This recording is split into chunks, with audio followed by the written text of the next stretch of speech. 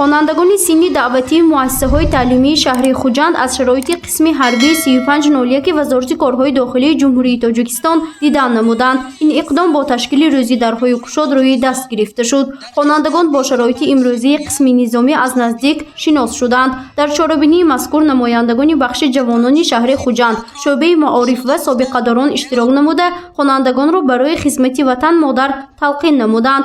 تاکید گردید که امروز شرایط خدمت در قسم‌های نظامی نظر به سال‌های گذشته بهتر گشته، سربازان نیز دلپرانه ادای خدمت می‌نمایند.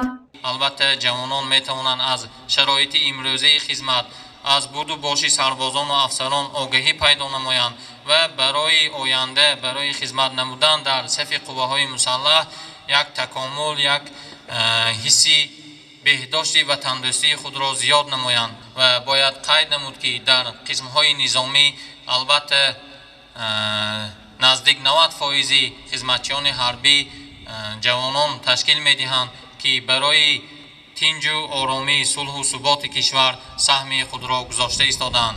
سابقه‌داران قسم نظامی از دوره‌های خدمت در صف قوه‌های مسلح جمهوری تاجیکستان و سربازان و خوانندگان سینی دعوتی معلومات دادند. مسئولین تاکید کردند که شرایط امروزی خدمت در قسم‌های نظامی از سال‌های زمانی شوروی به کلی فرق می‌کند. گفته شد که جوانان زمان استقلالیت باید خدمت وطن مادر را ادا نموده برای تأمین بی‌خطری کشور خود و حفظ مرز و بومی آن کوشش نمایند. 45 سال پیش جوان بودم و به صف قوای مسلح جمهوری تاجیکستان سفربر شده بودم در استونیا. این واضح می‌دانید که 15 ریسپوبلیکای با هم دوست بودم و در استونیا من همچون خدمت وطن به آنجا سفربر شده بودم. من بسیار خرسندم که امروز در امانی تنجی زندگی می‌بریم. در چاره‌بینی روزی درهای گشاد قسم نظامی 3501 همچنین آزمون‌های نمودی تیرپرانی بین سربازان به قسم‌ها جدا نمودن اتوماتیک کلاشنیکوف، تیرجویکنی به تیردان و هوا دادن نارنجک به مسافه جنبست گردید. در وضعیت تنتنوی به سربازان غالب افتخارنامه و تحفه‌های خاطروی تقدیم کرده شد. بنا به گفته مسئولین هدف از تشکیل و برگزاری چنین چاره‌بینی روح‌بلند نمودن سربازان قسم‌های نظامی و تلقین نمودن دیگر جوانان سینی دعوتی به خدمت در صف قوه‌های مسلح جمهوری تاجیکستان محسوب می شود.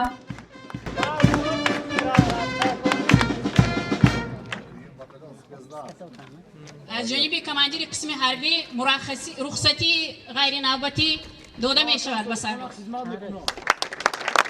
بعد از انجام قسم رسمی چاره‌بینی ادانه سربازان و افسران قسم نظامی 3501 خوانندگان سینی دعوتی را با استفاده چند نمودی تپانچه و اسلحه‌های جنگی شناس نمودند. با خوانندگان ترتیب قسم‌ها جدا نمودن یراق و اسلحه و دیگر لوازمات جنگی مفصل فهمانیده داده شد.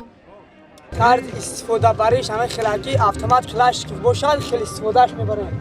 ما برای ملتقی مرگند راگنو 760 میلیمتر طرز استفاده برایش ما همه چی تیار میکنیم. نشونه اوکی داره. ما تیار میکنیم کجا هست کجا نیست. یک تیار شد این چیلی کروک ده دست استفاده میبریم. همون توشکه نیست. از روی اطلاع مسئولین حالا بیش از 90% خدمتیان حربی را جوانان تشکیل می‌دهند. گزارش مذکور در همکاری با تلویزیون 7 ستاره آماده کرده شده است. گزارش فرزانه شمسی و نعیم جان ایوبوف برای برنامه اطلاعاتی خبر.